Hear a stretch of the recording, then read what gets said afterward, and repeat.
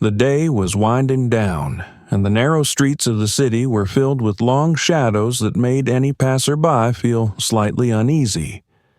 17-year-old Anissa, clutching her textbooks tightly to her, was walking home after class. A slight breeze ruffled her jacket, but it was the only thing that reminded her that she was still out there. She was used to the stares. Her silver metal prosthetic had always attracted attention. But today, something else was in the air.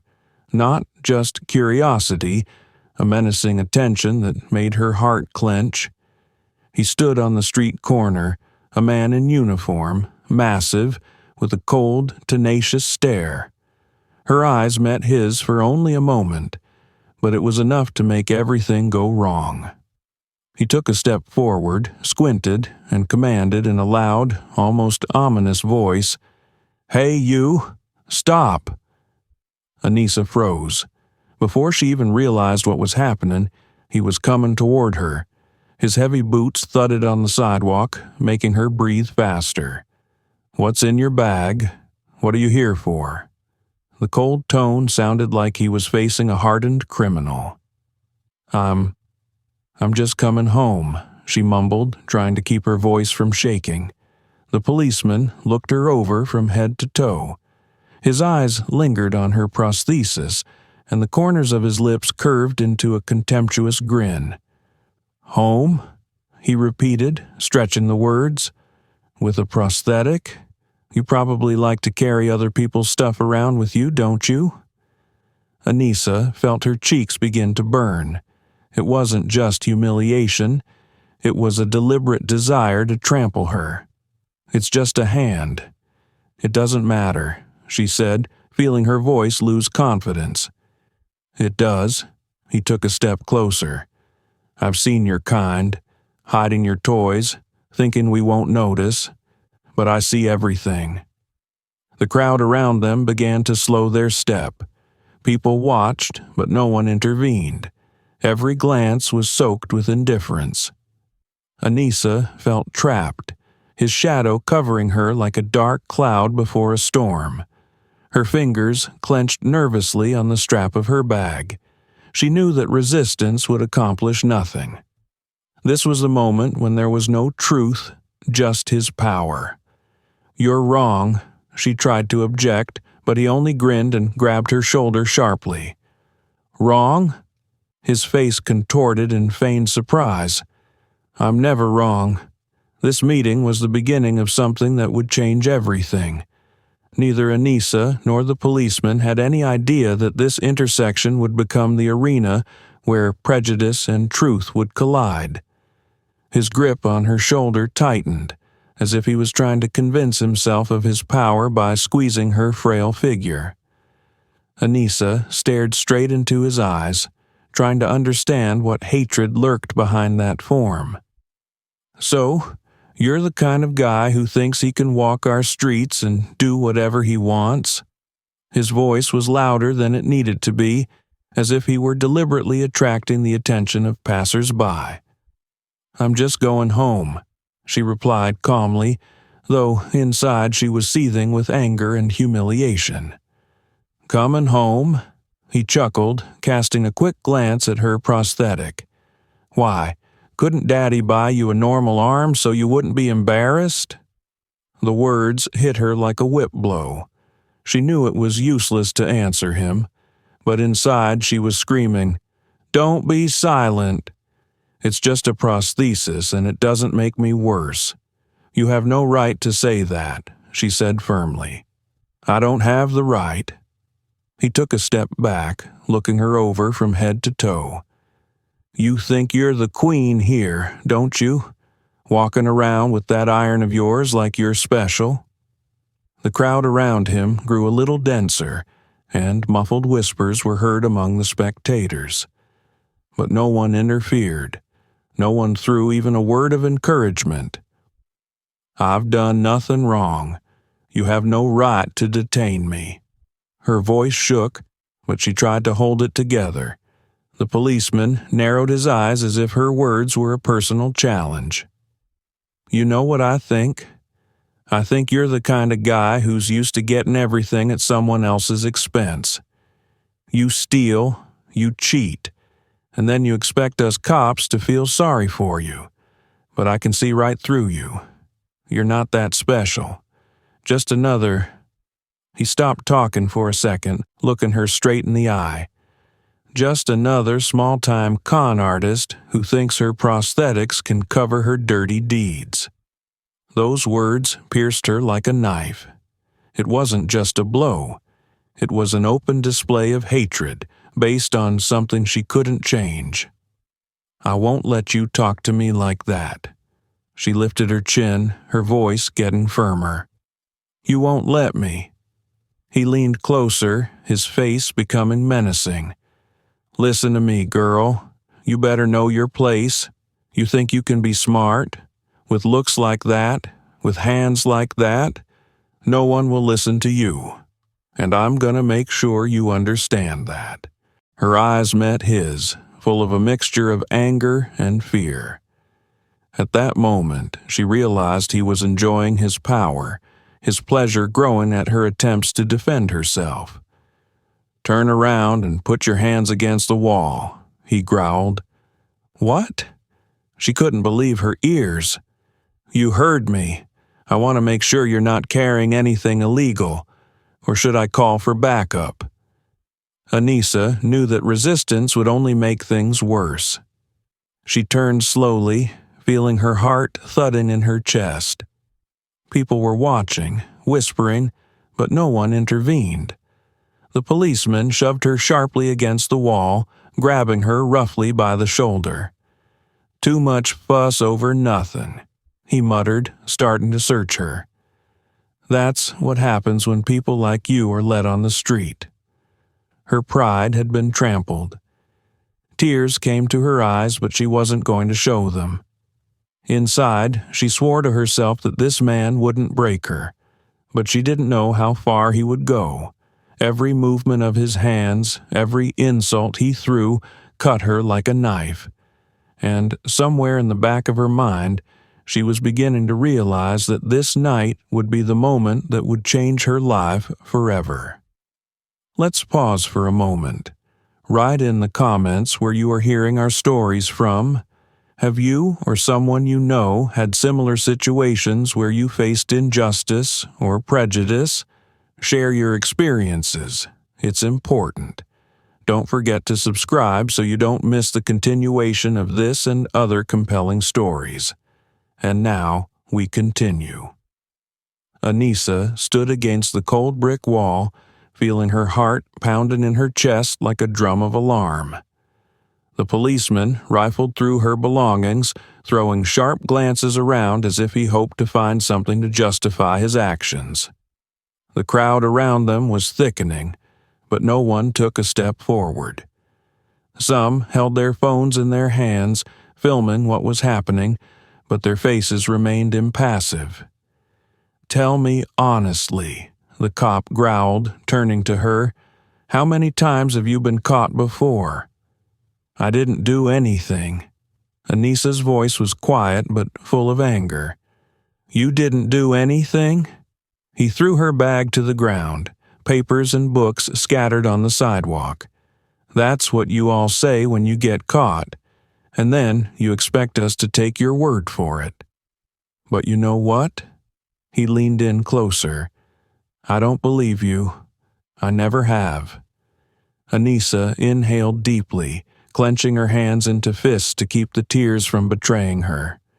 "You have no right to treat me like this," she said, lifting her chin.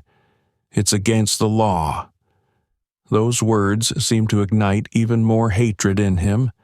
His face reddened, and he stepped close and grabbed her prosthetic arm sharply.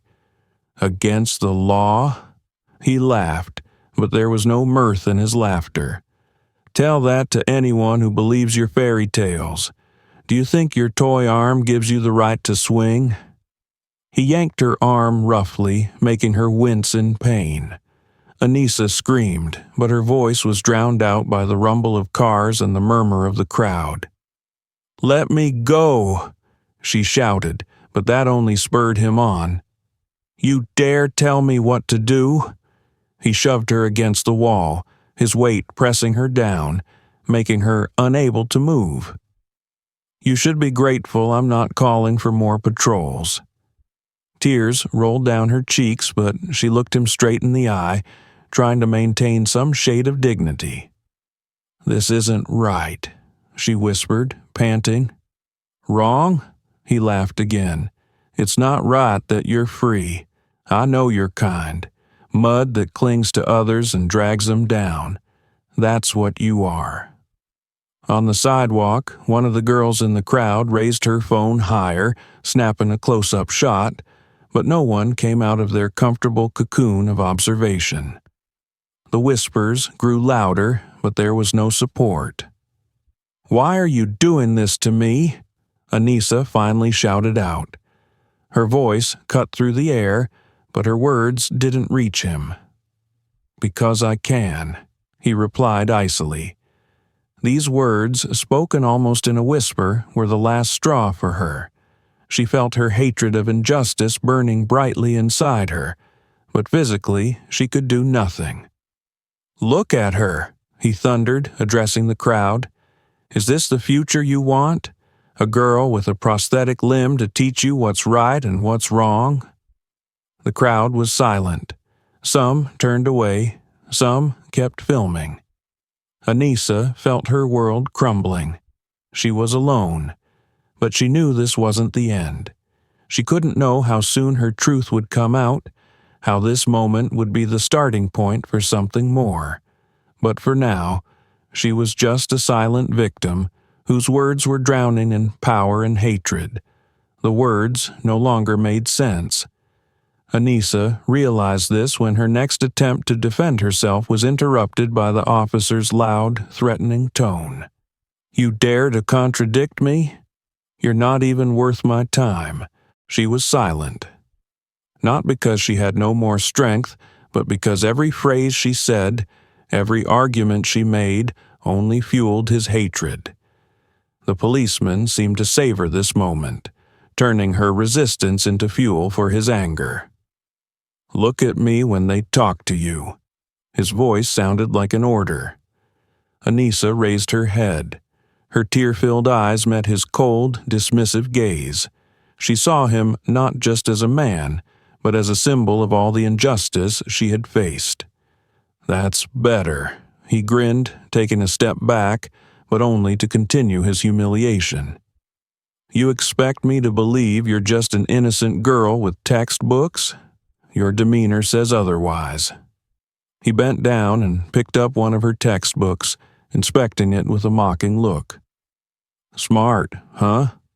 What's this all about? You think people like you have a chance? Your books won't help you. Your words won't help you. You were, are, and will always be nothing."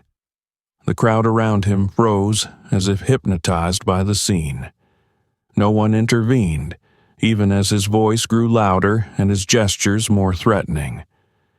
"Tell me," he continued, picking up her prosthesis as if it were some object he could inspect and mock. "Are you proud of it? Do you think you're better than anyone else with this iron?" Anissa was silent. She clenched her teeth, trying to hold back the tears that threatened to betray her pain. Her silence, however, made him even angrier. "I'm talking to you," he shouted, grabbing her by the shoulder and forcing her to turn to face the crowd. "Let everyone look at you. There she is, the heroine who thinks she can do anything." "You've said it all," she finally exhaled, her voice quiet but firm. "Did you say everything?" "No, girl, I'm just getting started." He stepped closer, once again in menacing proximity. "You ain't been nothing. You ain't gonna be nothing. You're the kind of girl who should only be sent to reformatory labor to learn how to live in the real world." His words were like blows, but Anissa stood straight. She knew that every time she answered, she was humiliated even more. Her silence was her only weapon, but even that could not protect her from the hatred that came from this man. Her gaze lingered for a moment on one of the spectators, a man in a suit who was standing off to the side with a phone in his hands. He was looking at her, but he didn't say anything. Why isn't anyone helping? She thought, feeling her strength slowly leaving her. No one will stand up for you, girl, he said with a bitter sneer, as if reading her thoughts. People know not to mess with people like you. Those words were the final blow. Her silence could no longer protect her, but she stood anyway. Not for him, not for the crowd, but for herself. In that moment, Anissa realized that she was alone. Her entreaties, her dignity, her truth, all of it meant nothing to those who chose to judge her on looks alone. She knew she had to endure this moment, but that realization didn't lessen the pain she had to deal with. The only thing she could do was hope that the truth would someday prevail. But for now, she felt trapped in a world where her voice wasn't heard and her pain was ignored. The policeman paced around Anissa like a predator sniffing its prey. His face was a smug grin, as if he'd already won this battle. Did you think you could outsmart me? His voice was loud, as if he were addressing the crowd, not her. That's why people like you need to be kept in check. You never know what's on your mind. Anissa stood motionless, staring straight ahead. There was one word in her head: patience. She knew that if she started to defend herself, it would only give him an excuse to be even more cruel. But she also knew she had a trump card, a secret that could instantly change everything. Her father, Judge Douglas Jones, known for his integrity and uncompromising fight for justice, was her father, a name that instilled fear in many who crossed the legal line. But right now, under the watchful gaze of this racist cop, she wasn't about to reveal that card. Not yet. Who the hell are you to be walking around here? You think the world belongs to you? He continued, looking down at her. With your looks and that, he pointed to her prosthetic. Do you think you'll be pitied? Her silence pissed him off. He leaned closer, his voice almost a whisper, but even more threatening. You're complicating things, girl. Tell me who you are. You must have something to hide. Maybe you got a fake ID. Maybe drugs. He said the word loud enough for the crowd to hear. Anissa clenched her teeth tighter. She saw the people in the crowd begin to whisper, their gazes growing more and more judgmental. Well? He grabbed her arm, roughly squeezing the metal of her prosthetic. What do you say? Or are you the kind of person who thinks laws are for others? Everything was boiling inside her. She could have just said one name. Her father's, and this whole scene would have changed instantly. But she didn't want to give him that satisfaction. She didn't want him to know that she stood on the brink of destroying her own life. I'm not hiding anything, she finally said quietly but confidently. His eyes narrowed. He let go of her hand and took a step back, pulling out his walkie-talkie. All right, so we'll deal with this at the station. You think you can play innocent here? No, I don't. That's where we'll get the truth. The crowd became agitated. People looked at each other. Some began to whisper louder. Anissa felt fear trying to get the better of her, but she suppressed it. You're making a mistake, she said quietly, trying to keep her voice calm. A mistake? He grinned, bringing the walkie-talkie to his lips. You're making the mistake, girl. But somewhere in the back of her mind she knew. His smug confidence wouldn't last long. She was just waiting for the moment to show him that his prejudice and hatred would be the cause of his downfall. And that was just the beginning. The policeman snapped the handcuffs on Anissa's wrists with visible pleasure, as if this action was proof that he was right. Her metal prosthesis made a thud when the cold metal touched its surface, but to him it was just another excuse for ridicule. "See, girl, you're all right now. I'd get used to it if I were you," he said, leading her out of the crowd area.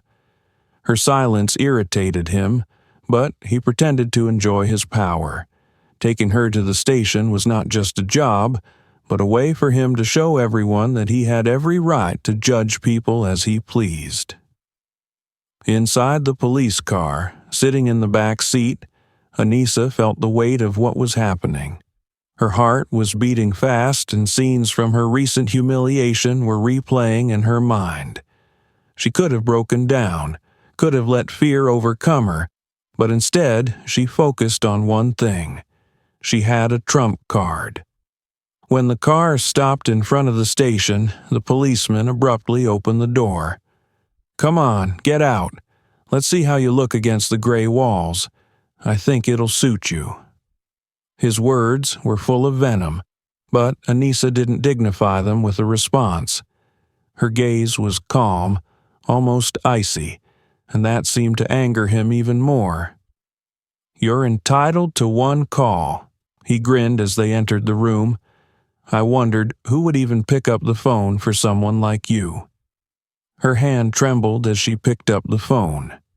But not from fear, from tension, from being ready for what was about to happen. Dialing the number, she pressed the receiver to her ear. A second, two. "Hello?"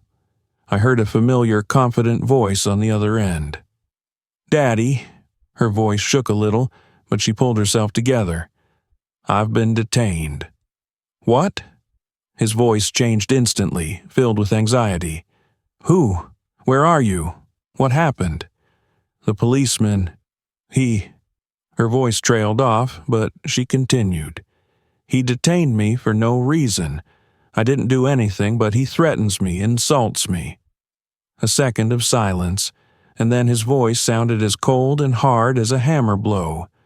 "Are you at the station right now?" "Yeah." Chuckles.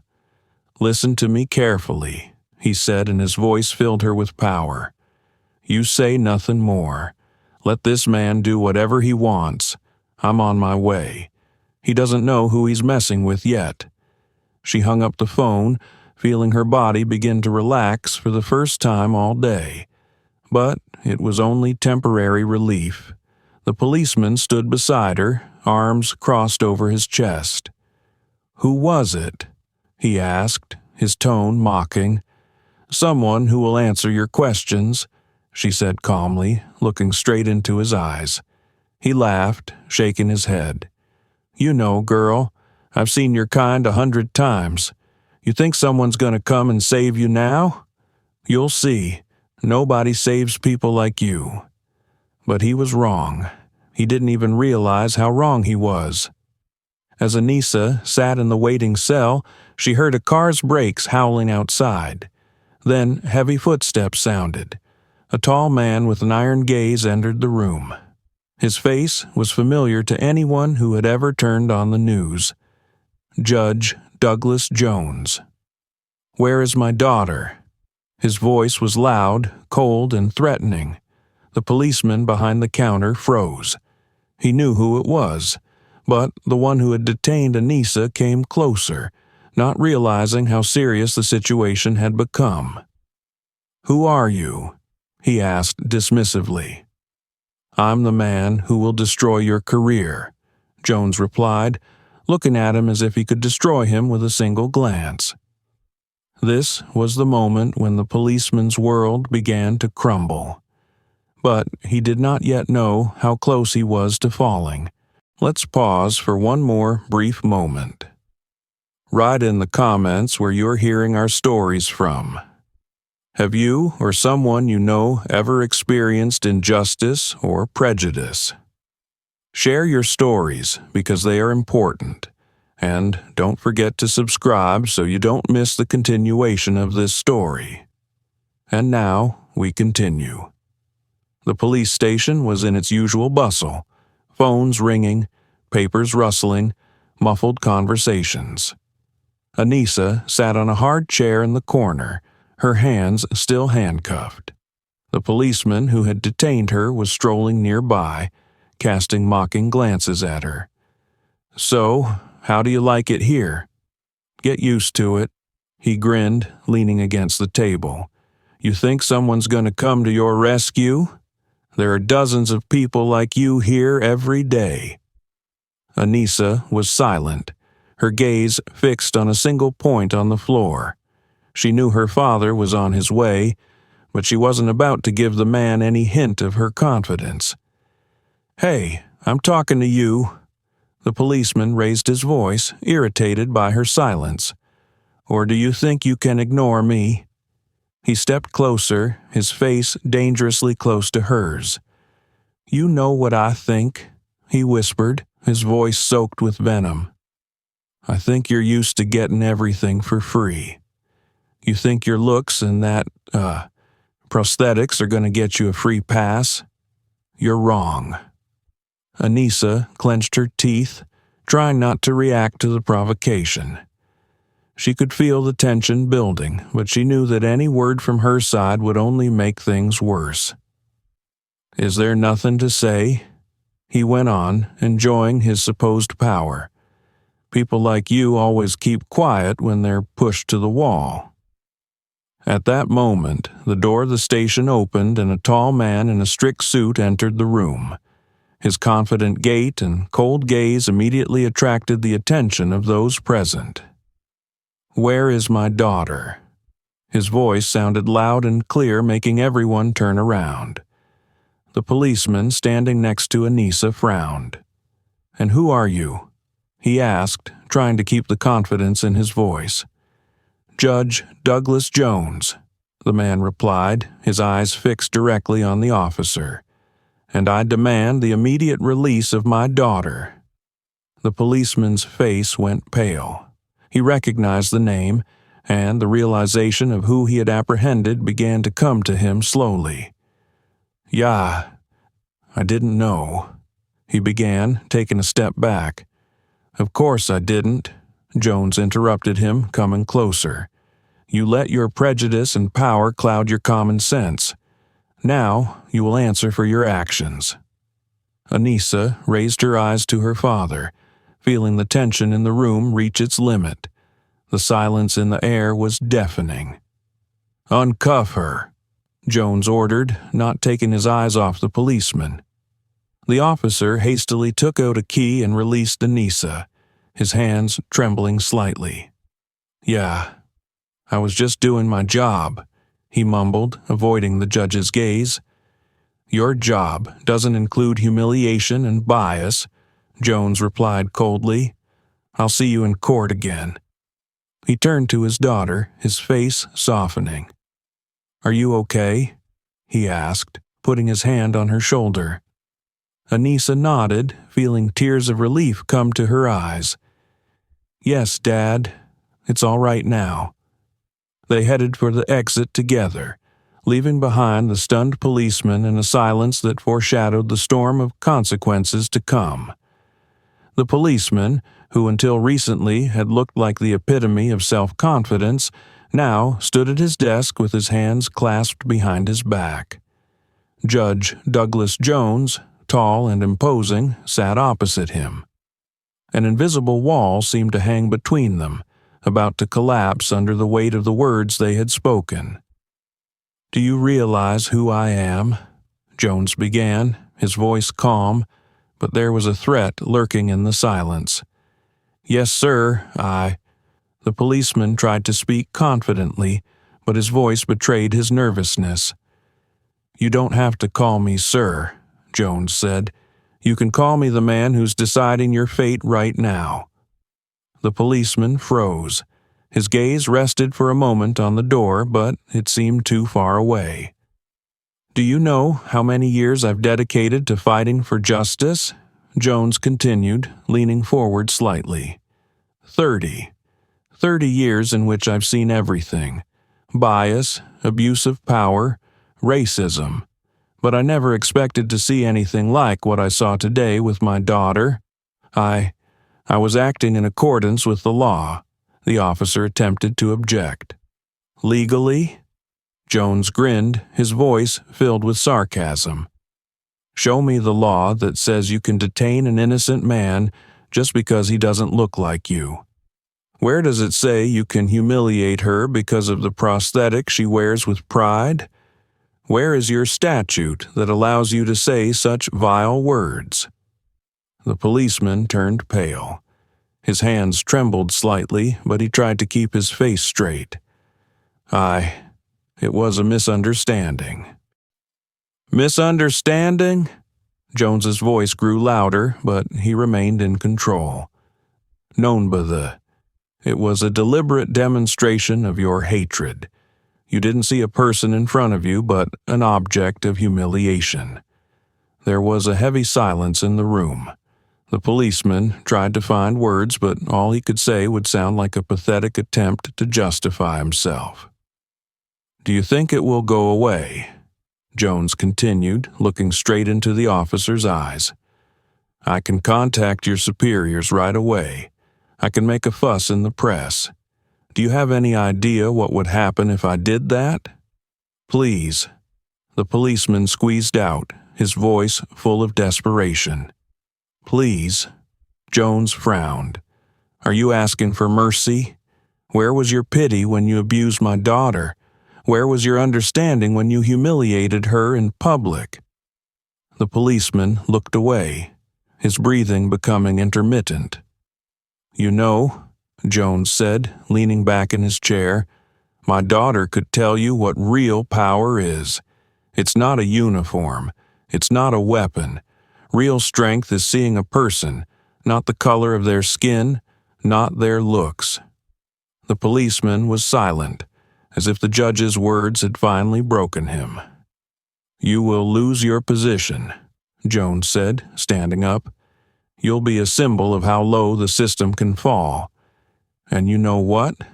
That would be fair. Please, sir, the officer seemed to beg, give me a chance. Jones paused for a moment, looking at him with cold contempt. Chance? He repeated. My daughter didn't get a chance when you humiliated her. Remember that. He turned to the door and walked out, leaving the officer alone with his ruined career and the realization of what he had done. Outside the door stood Anissa, who met her father with a look of gratitude. We'll come back to this, Jones said, touching her shoulder gently. But right now, the most important thing is you. They left, leaving behind a feeling that justice had just begun. The trial began with the entire country's attention focused on a single courtroom. The story of Anissa, a girl victimized by bias and cruelty, became a symbol for many. Adults and children, ordinary citizens and activists waited with bated breath for the outcome of the case. Her name was in the news every day. Her face appeared on magazine covers. But she remained calm as she watched the truth slowly emerge. In the dock sat a policeman who had recently felt himself untouchable. His face was pale and his eyes were confused. Everything he had said before with such confidence was now turning into evidence against him. The prosecutor spoke first. His voice echoed around the room, each argument sounding like a verdict. Officer Thomas Walsh used his position to humiliate and detain an innocent man. We're not just talking about abuse of power, we're talking about a deliberate display of bias and hatred. On the table in front of the judges, video footage of the detention scene taken by witnesses was placed. The room froze as the screen came to life. In the video, Officer Walsh threatened Anissa, humiliating her because of her race and disability. His hateful words echoed through the room, causing barely contained anger in the audience. These actions are unacceptable, the prosecutor continued. But this is not the first time.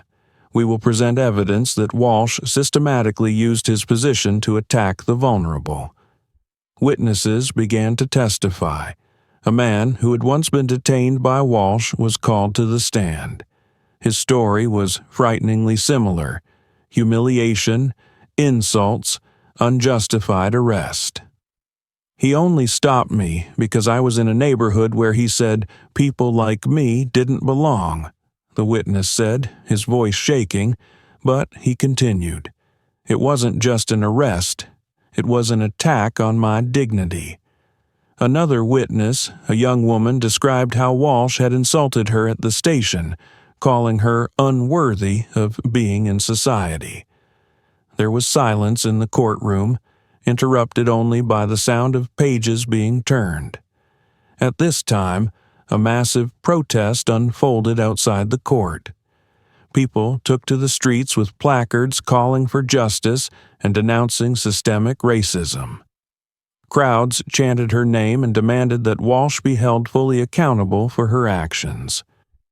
More details began to surface in the news.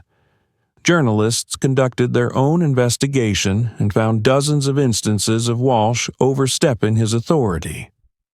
Many of his victims had previously been afraid to speak out, but now their voices were becoming part of a larger chorus of condemnation.